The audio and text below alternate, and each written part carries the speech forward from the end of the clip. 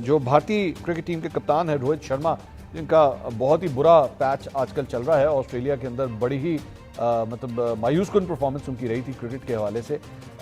उनका पाकिस्तान आने का जो है वो इम्कान जाहिर किया जा रहा है चैंपियंस ट्रॉफी के हवाले से। चैंपियंस ट्रॉफी के हवाले से इवन दो उनके भारत के मैचेस तो पाकिस्तान के अंदर नहीं होंगे, उनको शिफ्ट कर दिया गया है और मुत्तहिदा अरब अमारात के अंदर जो है उनके मैचेस किए जाएंगे। लेकिन ये जो ट्रॉफी की रूनुमाई है और इस सिलसिले में जो है वो भारतीय कप्तान यहाँ ज़रूर आएंगे।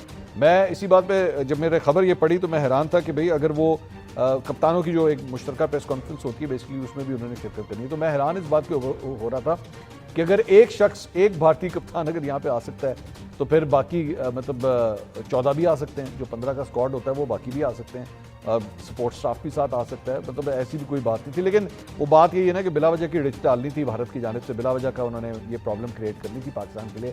तो लेकिन मेरे ख्याल में फिर भी जो उसके बाद जो डील हुई है पाकिस्तान के हवाले से वो एक बेहतर डील हुई है। मैं नहीं समझता कि पाकिस्तान का इसमें कोई नुकसान हुआ है।